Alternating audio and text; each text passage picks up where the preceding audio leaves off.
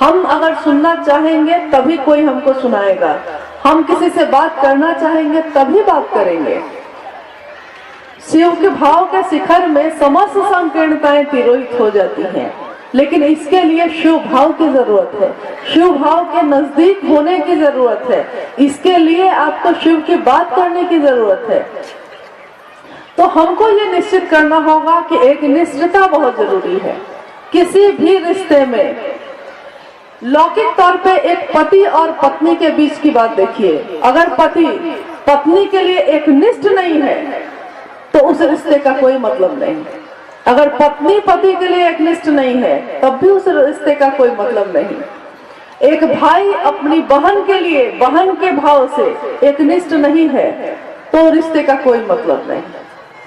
एक गुरु अपने शिष्य के लिए तो होता ही होता है एक निष्ठ, लेकिन शिष्य अगर अपने गुरु के लिए एक निष्ठ नहीं है तो उस रिश्ते का भी कोई मतलब नहीं है। अभी तक हम लोगों ने दिल्ली में, खासकर दिल्ली और आसपास के क्षेत्रों से जब जब भेंट हुई है, अब बहुत कम हुआ है, लेकिन मेरी अपनी अनुभूति है कि हम लोग शिव के अलावा सारी बात आप लोगों से सुनते रहे। शिव के अलावा, शिव के काम के अलावा, ये भाई है तो ये वो भाई है, तो कोई किसी को रिश्ते से बांध लिया तो कोई किसी को रिश्ते से बांध लिया। आपने देखा होगा कि साहब श्री हरिनानंद जी लौकिकता में मेरे पिता हैं, लेकिन जब हम शिव की बात करते हैं, मैं एक शिव की शिष्या जिसकी घोषणा की थी इन्होंने, जब हम शिव की बात करते हैं तो हम उस साहब को वरेण्य गुरु भ्राता ही कहते हैं। पिता है वो लौकिकता में, लेकिन उससे बहुत बड़ा स्थान होता है एक गुरु भाई का, वरेण्य गुरु भ्राता का, एक गुरु बहन का। तो हमको ये याद रखना होगा कि हमको और आपको यही रिश्ता कायम करना है। कहीं मामा, कहीं चाचा, कहीं काका, इससे पहले मुक्त होइए आप, और शिव आपके गुरु है, एकनिष्ठ होइए आप। साहब का हमेशा यही संदेश रहा है, उन्होंने मात्र ये चाहा है कि आप शिव के पीछे चलिए। उन्होंने कभी ये नहीं चाहा कि आप मेरे या उनके किसी के भी पीछे चलिए। उन्होंने मदद लेने के लिए सबसे कही, लेकिन किसी के पीछे चलने के लिए उन्होंने कभी नहीं कहा। उन्होंने खुद अपने बारे में भी यही कहा कि जब से चला हूँ मेरी मंजिल पे नजर है। मंजिल एक शिव के शिष्य का क्या होना चाहिए? मंजिल एक शिव के शिष्य की सिर्फ और सिर्फ उसके गुरु से जुड़ाव होना चाहिए। जब से चला हूँ मेरी मंजिल पे नजर है, मेरी आंखों ने मील का पत्थर नहीं देखा। रास्ते में जो मील का पत्थर होता है ना, जिसपे लिखा रहता है जब उधर से आइए तो कापस हेरा 34 किलोमीटर, फिर 35 किलोमीटर, 2 किलोमीटर, यानी ये बताता है कि आपने कितना रास्ता तय किया। तो एक यात्री ये होता है कि हर कुछ दूर के बाद वो मील का पत्थर देखता है कि और कितना बचा है, और कितना बचा है। लेकिन एक होता है जिसने निश्चित कर लिया कि हाँ यहाँ आना है मुझको, तो बस वो चल रहा है, चल रहा है और चल रहा है, एक तरफ देखता है। तो उस काम का जो परिणाम है उसमें और हर जगह रुक रुक के चलने वाले के काम के परिणाम में काफी अंतर होता है। आप खुद शिव की बात करने वाले हम लोग, आपने देखा होगा कि हमारे जीवन में तो शिव के लिए हर दिन उत्सव है, हर दिन होली है, हर रात दिवाली है। लेकिन हमारे जैसे और भी बहुत सामान्य लोग हैं जिनके जीवन में अभी शिव की शिष्यता नहीं आई, लेकिन शिव से जुड़ाव है, भगवान के रूप में है या किसी भी रूप में है।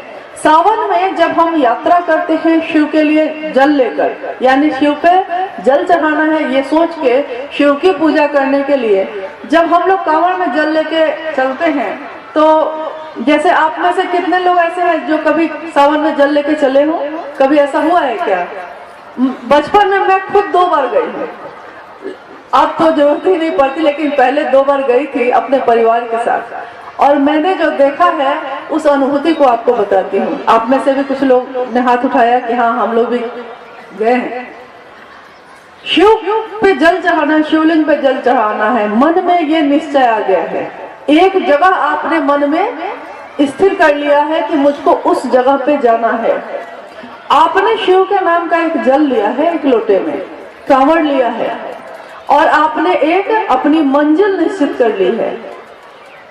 आप चल रहे हैं, बोलबम बोलबम बोलबम से पूरा माहौल गुंजायमान है। आप चल रहे हैं, आपके साथ असंख्य लोग चल रहे हैं, वो असंख्य लोग भी चल रहे हैं, आप ही के साथ चल रहे हैं, आप उनके साथ, वो आपके साथ। लोग अपना जो परिचय है वो भूल जाते हैं, किसका क्या नाम है वो भूल जाते हैं। मैंने देखा है जो तेज चलता है उसको कहते हैं इंजन बम, जो बीच में भैया बम, मैया बम, तो कौन बच्चा बम। मतलब कि एक अलग सा माहौल, अद्भुत सा माहौल, जिसमें एक मंजिल निश्चित है और उस मंजिल के लिए चलने वाले असंख्य लोग हैं। जल लेके चल रहे हैं, वो जाति भूल गए, भेद भूल गए, पुरुष और स्त्री का भेद भूल गए, अपने मन की कलुषता भूल गए। वो 4-5 दिनों की सिर्फ यात्रा या 1 दिन 2 दिन की यात्रा जो होती है उसमें शिव के सिवा कुछ याद नहीं आता।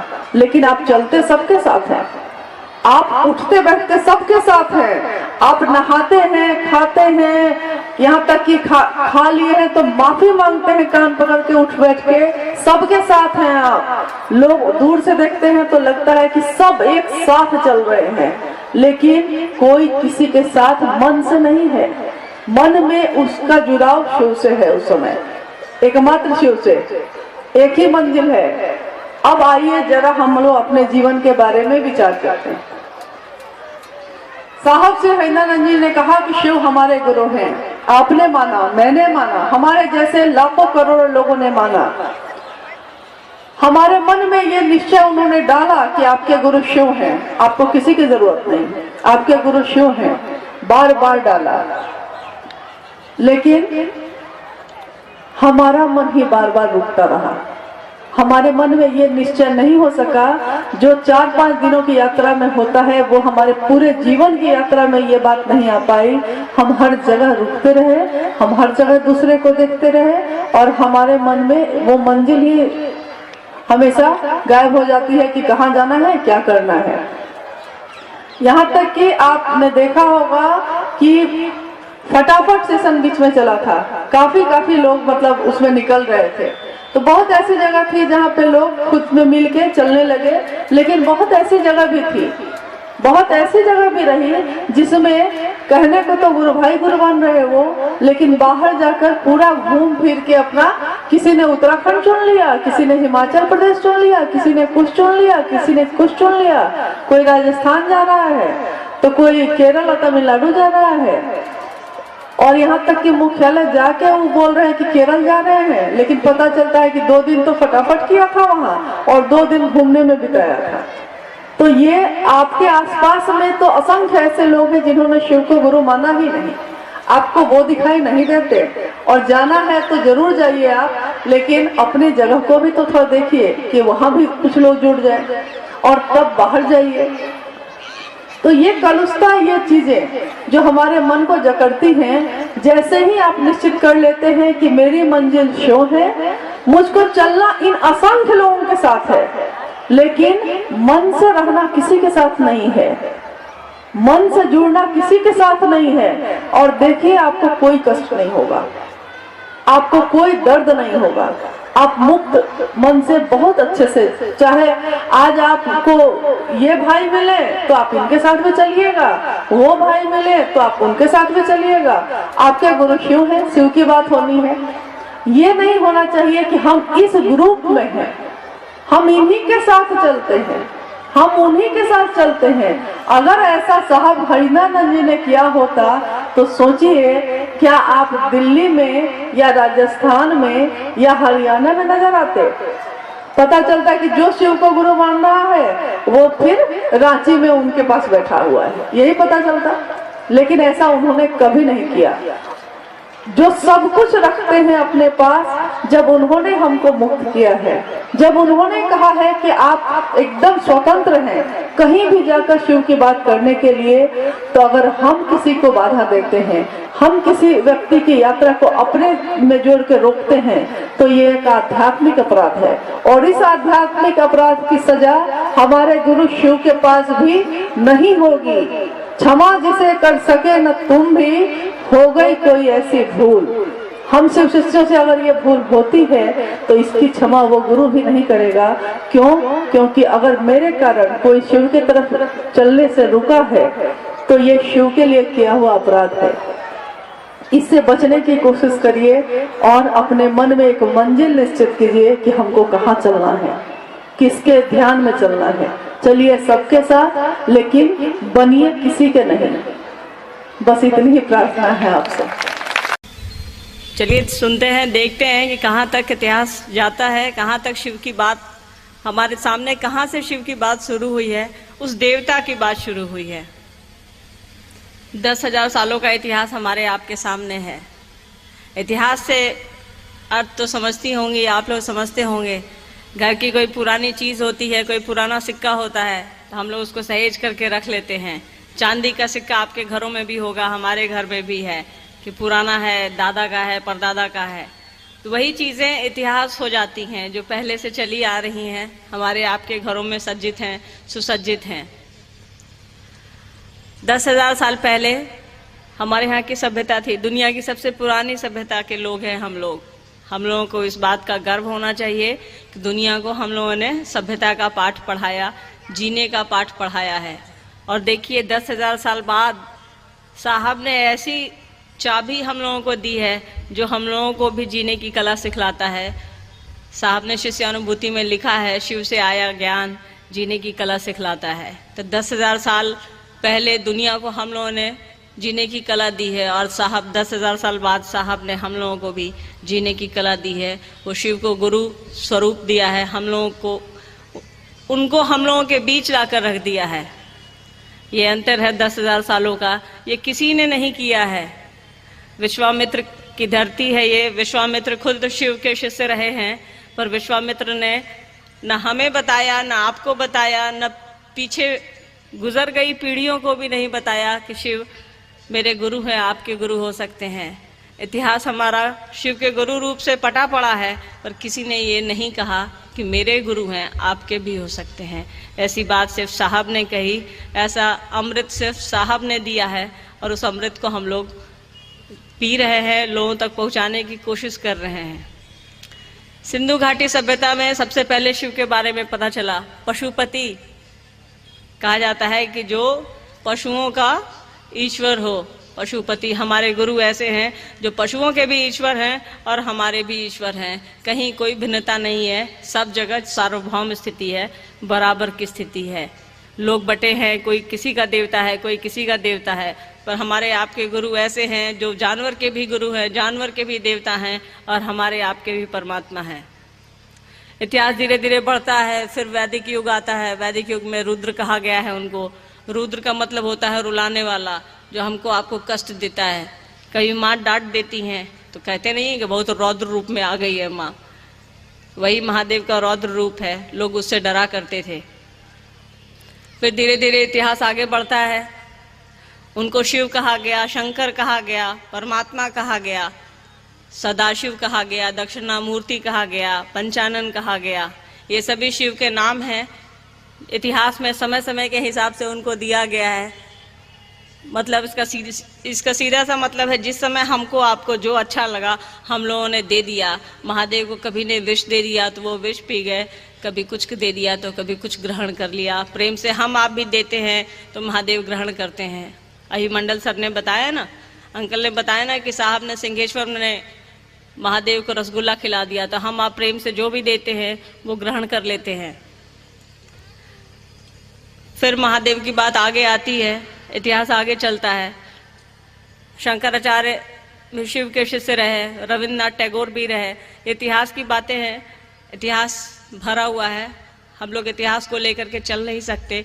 हम लोगों को इतिहास को वर्तमान में बदलना है, और ये वर्तमान में बदलाव तभी हो सकता है, अभी तभी हो सकता है जब हम लोग साहब की बात लोगों तक पहुंचाएंगे, दीदी की बात लोगों तक पहुंचाएंगे।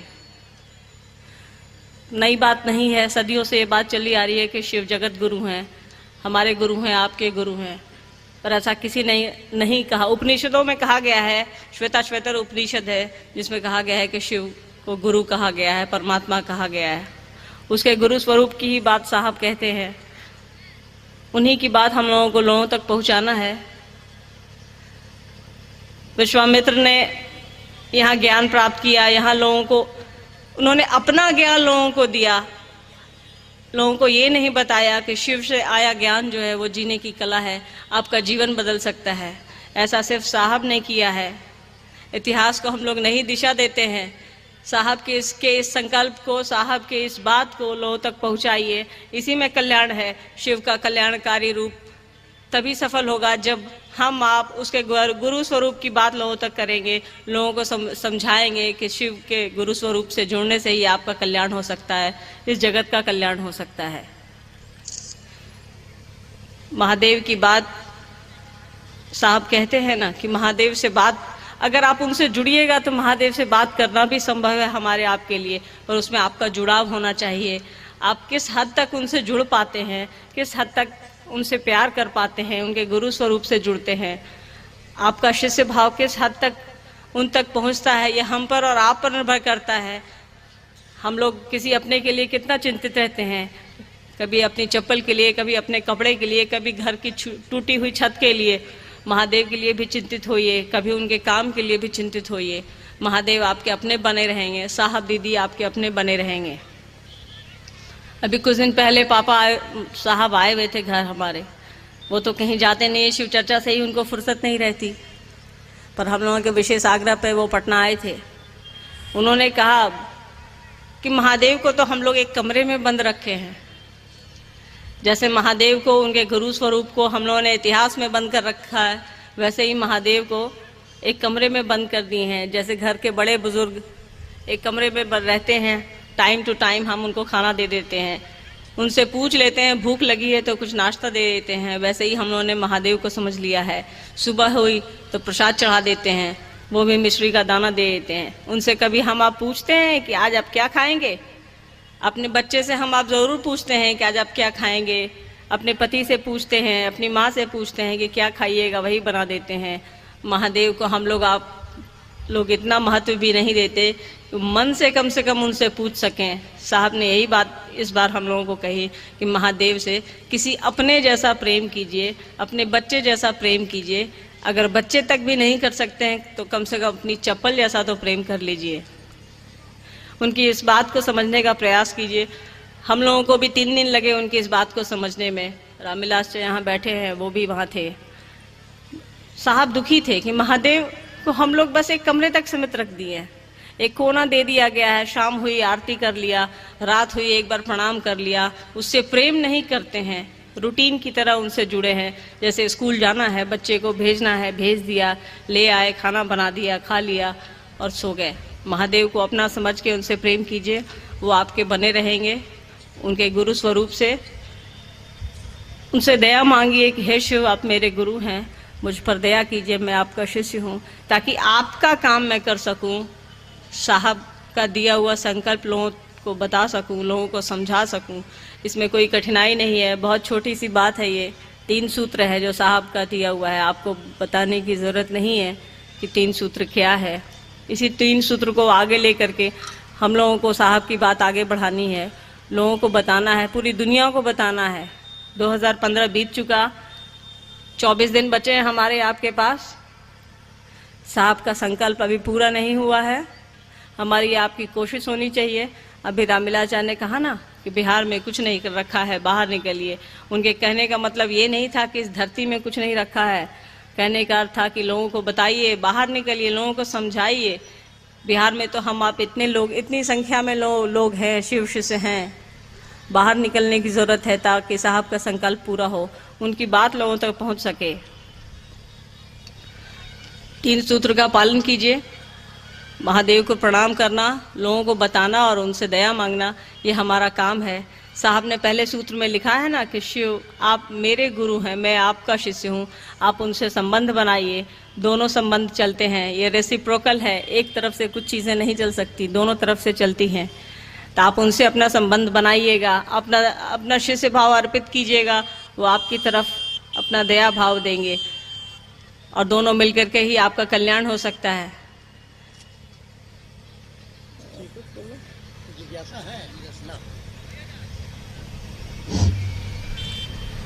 मुझको ज़्यादा कुछ विशेष आता नहीं है, मुझसे बेहतर आप लोग समझते हैं, मुझसे बेहतर चर्चा करते हैं, कोशिश करते हैं। सर मंडल अंकल ने कहा है कि कुछ प्रश्न है जिसका उत्तर देने की, जिसका जवाब देने की कोशिश करते हैं। कोई प्रॉब्लम है तो उसका समाधान साहब करेंगे, दीदी करेंगे, इसके अलावा किसी में कोई ताकत नहीं है। साहब दीदी में ही है धरती पर, इसके ऊपर तो महादेव हैं, महादेव के बाद साहब दीदी हैं। साहब से मिला कीजिए, रांची जाया कीजिए, साहब जहाँ रहें वहाँ जाया कीजिए, क्योंकि उनसे मिलने पर ही एक ऊर्जा मिलती है जिसको लेकर के हम आप आगे बढ़ सकते हैं, महादेव का काम कर सकते हैं, पूरी दुनिया को बता सकते हैं उनके संकल्प को लेकर के। साहब से मिलते रहिए, उनकी बात समझिए, उनकी बात सुनिए। मान लीजिए जिज्ञासा आई है, शिव शिष्यता में आपने साहब श्री हरिनारायण जी को क्या महसूस करते हैं? मेरे तो पिता हैं, चूंकि प्रश्न है शिव शिष्यता में क्या महसूस करते हैं, तो बहुत गहरा प्रश्न है। क्या बताएं, वो आप बड़े गुरु भाई कहती हैं उनको, आप सभी हम सभी बड़े गुरु भाई कहते हैं। प्रश्न बड़ा भ्रमित कर रहा है, आपको करे ना करे, मुझको तो जरूर कर रहा है। अपना समझकर कि मतलब पापा को क्या समझे और क्या समझेंगे, अपना पापा समझते हैं। साहब साहब है, साहब इसलिए साहब है कि महादेव ने उनको चुना है हमारे आपके बीच भेजने को, हमारे आपके बीच संदेश देने को। हमसे आपसे महान हैं, तभी हम आप उनकी बात सुन करके यहाँ हैं। देखिए, अब इतिहास विषय था, विश्वामित्र के भी गुरु हैं महादेव, ये इतिहास है, पर उन्होंने इस इतिहास को वर्तमान नहीं बनाया है। वर्तमान बनाने का कलेजा सिर्फ और सिर्फ साहब में है और दीदी में है, क्योंकि महादेव ने साहब को ही चुना है। इसलिए इसलिए ये विश्वामित्र की धरती है, बहुत अच्छी बात है। हम लोग इसको साहब और दीदी की धरती बनाएंगे, महादेव की धरती बनाएंगे इसको। चलिए अगली जिज्ञासा है, गुरु तो शिव है, तो साहब जी से मिलना क्यों जरूरी है? आपकी इच्छा नहीं होती है बड़े भाई से मिलने की, नहीं मिलिए, छोड़ दीजिए। पर ये याद रखिएगा कि वो आदमी हमसे आपसे अलग है, तभी महादेव ने उनको कहा है, हमको और आपको नहीं कहा है। कम से कम यही सोच करके तो उनसे मिल लीजिए। गुरु तो महादेव ही हैं, वही गुरु पद को सुशोभित करते हैं, हमारी आपकी सीमा से बाहर है। नमः शिवाय ही क्यों, ओम नमः शिवाय क्यों नहीं? हम आप जेवर खरीदते हैं, जेवर का डब्बा समेत कान में थोड़े पहन लेते हैं भैया। ओम एक अलग मंत्र है, नमः शिवाय शिव का मंत्र है, पंचाक्षर कहा गया है शिव के मंत्र को। अगर आप ओम नमः शिवाय कहेंगे तो वो 6 अक्षर का हो जाएगा और वो मंत्र नहीं है। ओम एक अलग मंत्र है, नमः शिवाय एक अलग मंत्र है जो शिव का मंत्र है। नमः शिवाय मतलब शिव को प्रणाम, नमः शिवाय ही उनका मंत्र है। एक अगला है भाई गुरुदत्त शर्मा, देवल, गाजीपुर, उत्तर प्रदेश।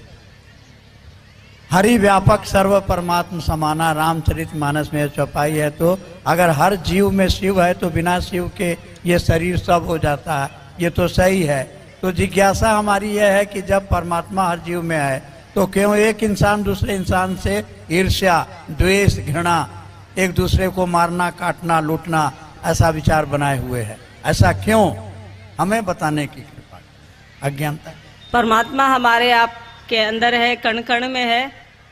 पर कबीर ने कहा है ना कि परमात्मा के बारे में भी गुरु ही समझाते हैं, गुरु ही बताते हैं। इसलिए महादेव को गुरु बनाना जरूरी है, वही आपको बताएंगे। अच्छे बुरे की पहचान गुरु ही बता सकते हैं, इसलिए माँ को सबसे पहले गुरु कहा गया है, क्योंकि माँ ही सबसे पहले अच्छे बुरे की पहचान बताती है। और अगर जगत की बात होगी, लौकिक जीवन और पारलौकिक जीवन की बात होगी, तो ये एकमात्र महादेव ही कर सकते हैं। इसलिए महादेव को गुरु बनाइए, अपना गुरु बनाइए, उनको लोगों को समझाइए। परमात्मा जिस दिन महादेव का शिष्य आप हो जाएंगे, साहब ने लिखा है ना, महादेव की शिष्यता जीवन जीने की कला सिखलाती है। जीवन जीने की कला यही है कि हम आप सभी एक हैं, सभी बराबर हैं, और ये आप धीरे धीरे सीख जाएंगे, समझ जाएंगे। आप सबों को, वो मेरे गुरु भाई हों, गुरु बहने हों या प्रियजन हों, सबको मेरा प्रणाम। ये कोविड-19 की त्रासदी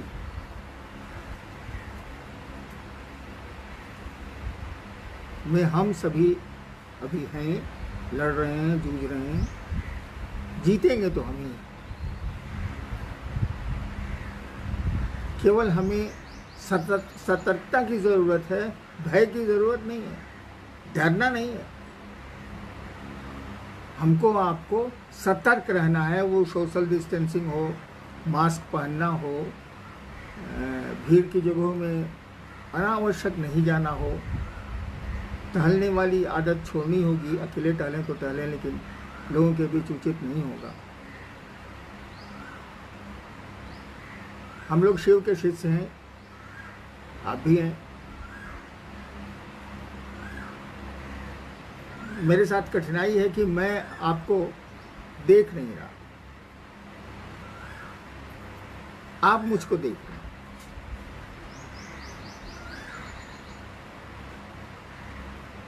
इसलिए आपने सोशल डिस्टेंसिंग का पालन किया है कि नहीं, आप सतर्क हैं कि नहीं, ये आप ही बता सकते हैं। मैं तो, आप दिख नहीं रहे हैं तो मैं तो नहीं बता सकता। जब से ये सूचना दी गई है कि मैं कैमरे पे आऊँगा, फेसबुक लाइव में आऊँगा, तब से बहुत सारी जिज्ञासाएं मोबाइल पर मैसेज के रूप में आई हैं। उतनी जिज्ञासाओं का उत्तर तो संभव ही नहीं। कुछ जिज्ञासाओं को यथासंभव हम लोग उत्तरित करने का प्रयास करेंगे, और ये प्रयोग अगर सफल रहा, आपने सोशल डिस्टेंसिंग कायम रखी, सतर्क रहे आप कोविड-19 के में, लॉकडाउन में, तो हो सकता है कि अगले सप्ताह फिर शुक्रवार को 1 बजे मैं फिर आपसे मिलूं। और अगर आपने नहीं किया तो ये भी बंद होने के कगार पर होगा। आइए देखते हैं आपने क्या जिज्ञासाएं भेजी। पढ़िए जी। सबसे पहले तो ये है कि साहब आप कैसे हैं, ये सब कोई जानना चाहता है कि साहब अभी कैसे हैं, स्वस्थ हैं कि नहीं, और हम लोगों के लिए उनके तरफ से क्या निर्देश है, क्या मैसेज है। मैं स्वस्थ हूँ। अब उम्र का पड़ाव जो कह लीजिए, मैं स्वस्थ हूँ। लेकिन मैं जानना चाहता हूँ कि आप तो स्वस्थ हैं ना। अब तक जो मुझको सूचनाएं मिली हैं क्षेत्रों से, आप स्वस्थ हैं। हम तो स्वस्थ हैं, लेकिन अस्वस्थों की मदद करना भी हमारा काम है। हमने तो पेट भर लिए हैं, लेकिन दूसरे भी खाएं, भोजन करें, इसकी भी जिम्मेदारी हमको आपको लेनी होगी। मनुष्य पैदा तो अकेले होता है, लेकिन जीता है इस समाज में, और सामाजिक दायित्व उसके होते हैं। इसलिए हम लोगों को इस दायित्व का भी निर्वहन पूरी सतर्कता के साथ करना है। लोगों की मदद करनी है, लोगों की सहायता करनी है। आप स्वस्थ रहें, ये मेरी अपने गुरु शिव से प्रार्थना है। और एक बात जान लीजिए, आप देखेंगे शिव के बारे में कथा है कि उन्होंने विषपान किया। शिव की पूजा में, शिवालयों में आप देखेंगे कि जो पुष्प या सामग्रियां अर्पित की जाती हैं, उन सामग्रियों में अमूमन वे ही द्रव्य हैं जो जहरीले हैं। वो धतूरा हो, बेल का पत्ता भी जहरीला होता है, ये कीटाणुओं को मारता है। और जो भी सामान चढ़ते हैं उनको, सामान्यतया जो चढ़ते आ रहे हैं, उसमें कुछ न कुछ विष है, रहता है। और ये कोविड-19 भी एक विषाणु है। आज तक विष पान करने से लेकर विष की जहाँ तक परिधि रही है, हमारे अध्यात्म में शिव ही सामने नजर आते हैं। तो विषाणुओं से मुकाबले में फिर शिव हमारे आपके सामने होंगे। हमको शिव के नज़दीक जाना चाहिए। होता ऐसा है कि शिव हम लोगों के बिल्कुल करीब है, हम ही शिव से दूर हो गए, हम ही महादेव से दूर हो गए। हमको अपने मन को शिव के नज़दीक ले जाना चाहिए। काम ही क्या है, दिन भर काम कर लेते हैं, लॉकडाउन में तो वो भी काम करीब करीब बंद है। शाम में फुर्सत तो मिलती है। मैं नौकरी में था तो 10 बजे रात में कभी कभी मुझको प्रशासन से के काम से मुक्ति मिलती थी, और तब भी मैं शिव चर्चाएं करता था। वो रात का 1 बज रहा हो, 2 बज रहा हो, रातें हमने जाग के सोई हैं, शिव चर्चा में गुजारी हैं। समय तो मिलता ही है। आपको शौक हो, आपको लगन हो, किसी काम को करने की तत्परता हो, तो समय है हमारे आपके पास, समय हम निकाल लेते हैं। तो चलिए, आप अच्छे रहें, शिव के सानिध्य में रहें। वो आपके सानिध्य में हैं। शिव हमसे दूर नहीं है, हम उनसे दूर हो गए। हमको आपको शिव के नज़दीक जाने का प्रयास करना चाहिए। और याद रखिए, शरीर कर्म नहीं करता है, शरीर नहीं कहीं जुड़ता है, मन जुड़ता है, और मन तो कहीं से कहीं जुड़ सकता है। शरीर से जाने में हमको पटना जाने में 7 घंटा गाड़ी से लगेंगे। मन से हमको न्यूयॉर्क जाने में 1 क्षण भी नहीं लगेगा, दुनिया खत्म होगी। देखिए न्यूयॉर्क कितने नज़दीक हो गया मेरे मन के। न्यूयॉर्क जाने में रात भर का सफ़र होगा, वो भी हवाई जहाज से। और मन से मैं अगर न्यूयॉर्क जाऊं तो लीजिए पहुंच गया। तो दुनिया खत्म हो गई, समय भी नहीं लगा, क्षणांश लगा। तो शिव से जुड़ने में मन ही आपका हमारा एपरेटस है, उपकरण है। इसका हम आप प्रयोग करें। इसके प्रयोग से ही हम शिव के नज़दीक जा सकते हैं और शिव को अपना संबल बना सकते हैं। इन विषाणुओं से भी लड़ सकते हैं। सतर्क रहना है, परहेज में रहना है, लड़ना है और आगे बढ़ना है। देश को भी बढ़ाना है। शिव के शिष्य देश के लिए अपनी कुर्बानियाँ देते हैं, देंगे। जी, भाई अभिनव जी हैं बेंगलोर से और भाई भोला सिंह जी हैं कानपुर से। हम दोनों की यही जिज्ञासा है कि आजकल जब से कोरोना के बारे में इतनी चीज़ें हुई हैं, तो कुछ दिनों से मन में निगेटिव विचार आते हैं। हमेशा कुछ हो जाने का भय बना रहता है।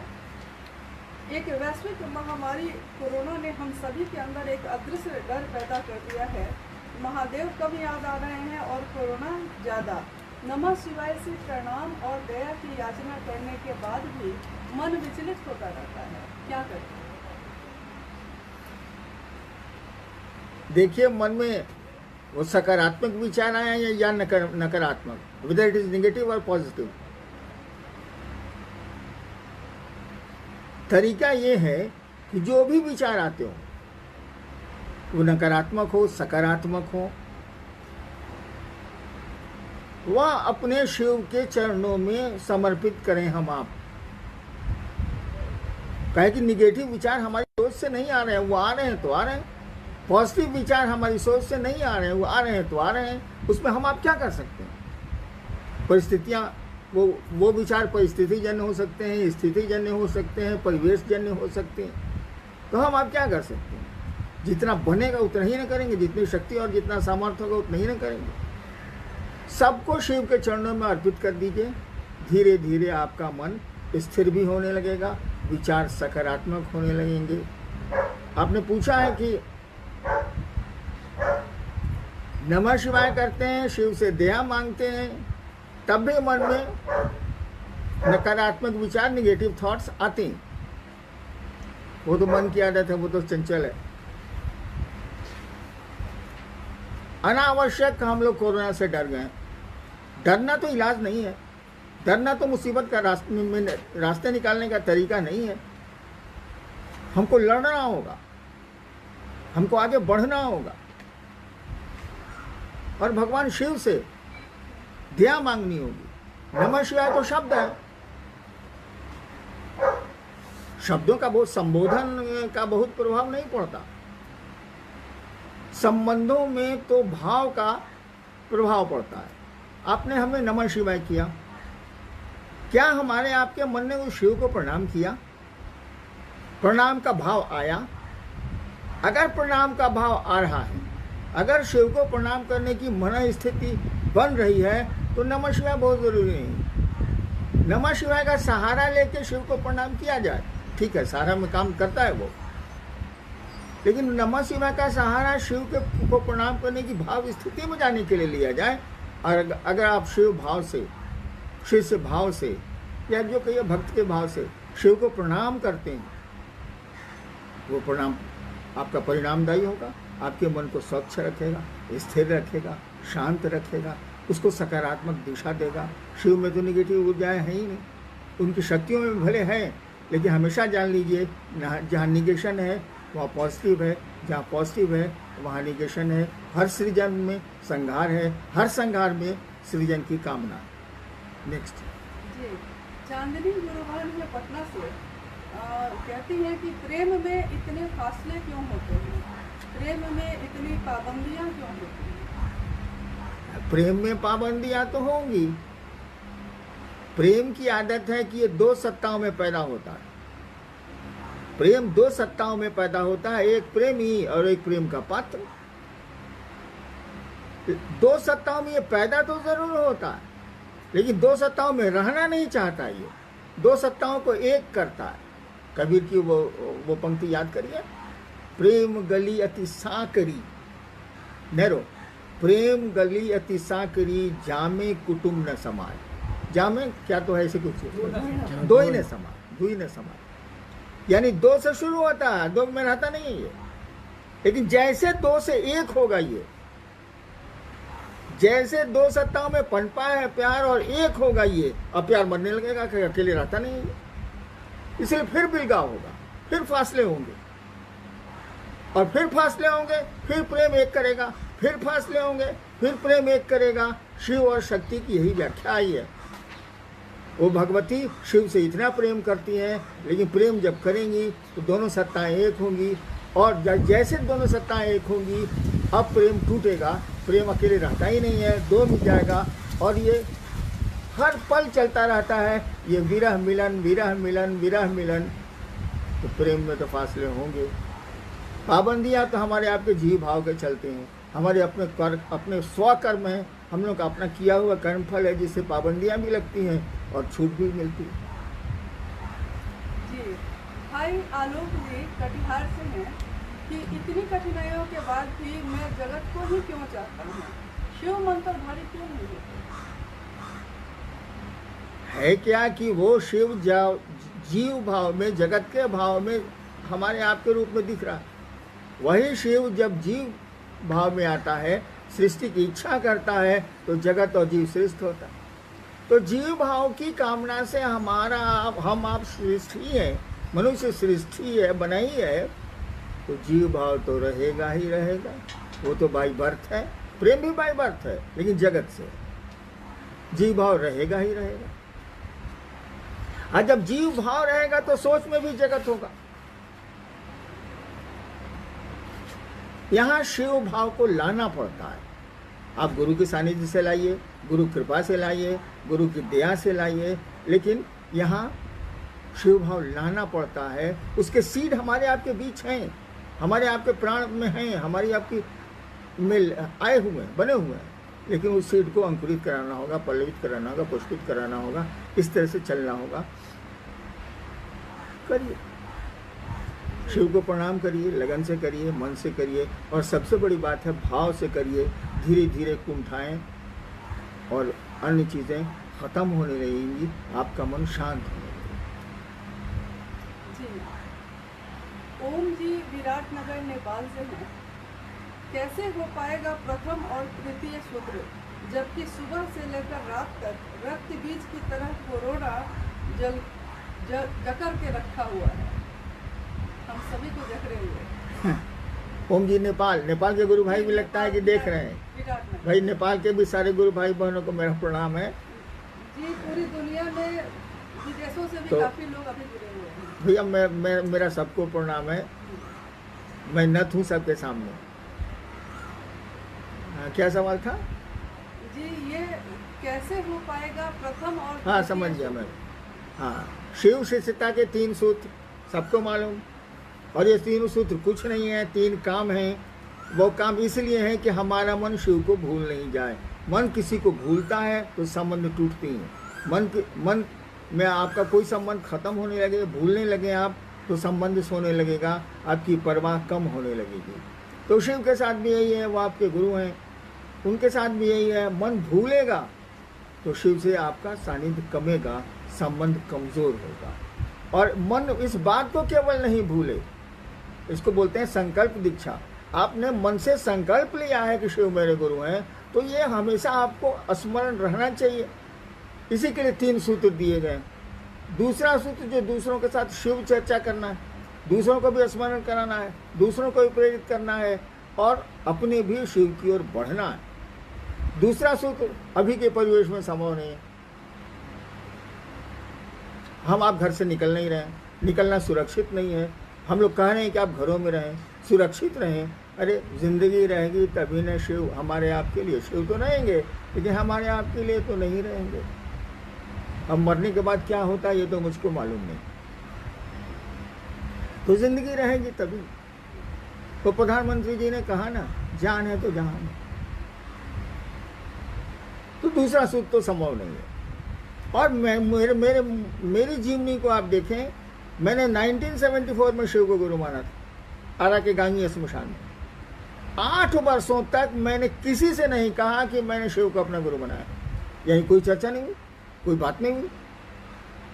लेकिन एक संकल्प था, एक निश्चय था, वो भी दृढ़ निश्चय था कि मैंने शिव को गुरु माना है, अब उन्हीं को गुरु मानूंगा, जो होगा सो देखा जाएगा। अगर आप दृढ़ निश्चय पर खड़े हैं, शिव आपके गुरु हैं, शिव का आपको संबल मिला हुआ है। शिव का संबल तो सबको मिला हुआ है, हम ही लोग छोड़ देते हैं। अगर हमको आपको शिव का संबल मिला हुआ है, प्राप्त है, तो कोविड-19 से कहाँ डर रहे हैं भैया? किसी से डर जाना तो कोई इलाज नहीं है। अब कोई मौत से डर के कोई काम ही नहीं करेगा। मौत तो ऐसे भी आनी है, आज नहीं तो कल। यहाँ जो भी आया जाएगा। तो कोविड-19 से क्या डरना, उसे लड़ना है। मैंने कहा नहीं, आप सतर्क रहें, लड़ें, दूसरों की मदद करें, अपने भी सुरक्षित रहें, दूसरों को भी सुरक्षित रहने के लिए प्रेरित करें, कोशिश करें, सलाह दें, जो बन सके सो करें। डरने से कैसे काम चलेगा? मैं 72 साल का आदमी डर जाऊंगा तो मेरे प्राण धुक धुक करके यही निकल जाएंगे। डरने से काम चलता है। और जब जानते हैं कि मौत आनी है तो मौत से क्या डर रहे हैं? वो तो आनी ही आनी है। हाँ, बीमारी है, उसे लड़ेंगे हम तो शिव के शिष्य हैं, लड़ेंगे, देश को भी बचाएंगे, दुनिया को भी बचाएंगे, समाज को भी बचाएंगे। इसलिए घबराना नहीं है, हम आप घबराए नहीं, में लोग शिव को अपना गुरु माने हैं, तो लाखों तक कैसे आप कैसे पहुंचाए? देखिए, मैं तो सरकारी नौकरी में था, प्रशासनिक सेवा में था बिहार में, झारखंड में भी कुछ दिनों तक था। व्यक्ति कुछ बहुत इम्पोर्टेंट नहीं होता है, उसकी सोच महत्वपूर्ण होती है, उसका विचार महत्वपूर्ण होता है। और विचार ट्रैवल करते हैं, विचार हवाओं में गुजरते हैं, और विचार अगर परिणामदायी हों, रिजल्ट ओरिएंटेड हों, तो प्रभाव डालते हैं। और नतीजा हुआ कि 30 साल या 31 साल सरकार में की नौकरी, प्रशासनिक सेवा करने के बाद भी मुझको बहुत छुट्टियां तो नहीं मिलती थी, लेकिन धीरे धीरे ये बात फैलती गई। अब तो देश और देश के बाहर भी है। मैंने शुरू से ही सोचा था कि व्यक्ति को गुरु नहीं माने। बचपन में बहुत व्यक्ति को गुरु माना, मैंने सीखने की कोशिश की। मेरे फादर भी अफसर थे। ये पता नहीं क्यों हमको रास नहीं आया, और मेरे मन में ये बात आई कि गुरु भगवान होता है। कहा ही जाता है गुरु भगवान है, गुरु साक्षात परब्रह्म, आपने ही पढ़ा होगा। तो मेरे मन में आया, श्मशान में बैठा हुआ था 1974 में, तब भगवान गुरु का है नहीं। इट वॉज सिंपल लॉजिक, गुरु भगवान होता है तो ये भगवान गुरु का है नहीं। और भगवान का जो भी मेरे पास कॉन्सेप्ट तो नहीं कहिए, एक इन्फॉर्मेशन था, एक सूचना थी कि शिव को कहते हैं। मेरे फादर बिहार में शिक्षा विभाग के डायरेक्टर थे। वो अक्सर मेरी माँ को कहते थे कि शिव को ईश्वर कहा जाता है, शिव को महेश्वर कहा जाता है। तो ये सूचना थी, it was only informative knowledge. और मैंने इसी तर्क पर खुद ब खुद न सुना था, न पढ़ा था, न किसी ने कहा था, मैंने शिव को गुरु मान लिया। तो शिव को ही गुरु क्यों, और भी भगवान है? हाँ, आप अभी कैमरा लेके मेरे पास खड़ी हैं, जी। आप बच्चे को पढ़ाती हैं? कभी मौका मिलता है तो पढ़ाती हूँ। हाँ हाँ, आप शिक्षक नहीं ना, नहीं। यानी पढ़ाने का काम आप नहीं करती हैं। You know ABCD, you know क ख ग, लेकिन आप पढ़ाती नहीं हैं। आप पत्रकार हैं, इलेक्ट्रॉनिक मीडिया में हैं, आपका काम अलग अलग है। तो आप देखिए, और भगवान लोगों की जो कथाएं हम लोगों के पास हैं, कोई धर्म की स्थापना करने आया। एक जिज्ञासा है, राजेंद्र जी रोहतहट नेपाल से हैं। लॉकडाउन को अब अनलॉक किया जा रहा है, भारत में भी, नेपाल में भी और देशों में भी। शिव चर्चा के काफी कार्यक्रम जो पूर्व में तय थे, उनका भी समय निकल गया और हम लोग नहीं कर सके। तो आगे के लिए साहब का आदेश और निर्देश क्या है?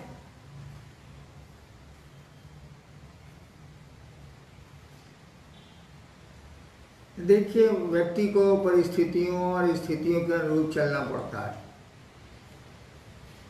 एक दिन हमारा आपका शरीर भी हमारे आपके की मर्जी से नहीं चलेगा, उसकी भी अपनी एक नियति है, उसका भी एक काल है। तो जो समय बीत गया, जहाँ आपके कार्यक्रम रद्द हुए, बहुत सारे कार्यक्रम जो मेरे स्तर के थे वो भी रद्द हुए, तो हुए, लेकिन शिव गुरु की व्याप्ति, शिव गुरु से जुड़ाव क्या कार्यक्रमों के माध्यम से ही होगा? क्या महोत्सवों के माध्यम से ही होगा? क्या परिचर्चाओं और संगोष्ठियों के माध्यम से ही होगा? शिव गुरु से जुड़ाव, मैंने बहुत पहले कहा था कि आदमी को जानकारी आप दे देते हैं, वो तो किताबें भी दे रही हैं, कई हजार वर्षों से दे रही हैं। आपके ग्रंथ, आपकी पुस्तकें, आपके शास्त्र, आपके साधु, आपके मनीषी जो भी हैं, उन्होंने कहा है कि शिव गुरु हैं, जगत गुरु हैं, आदि गुरु हैं, गुराधिपति हैं। मेरे पिताजी चले गए दुनिया से, वो थे तब मैं उनको कहता था कि आप शिव को अपना गुरु बना लीजिए। तो भोजपुरी में वो कहा करते थे कि तेरा पैदा होके का पहले से हम जानते नहीं कि शिव गुरु हैं। मैं आपकी बात क्यों मानूं? तो जानकारी तो हम लोग दे सकते हैं इन चर्चाओं के माध्यम से, पत्र पत्रिकाओं से, अन्य प्रचार साधनों से जानकारी हम लोग दे सकते हैं, लेकिन जानकारी तो है लोगों को। आप पूछिए, लोग जानते हैं कि शिव गुरु हैं।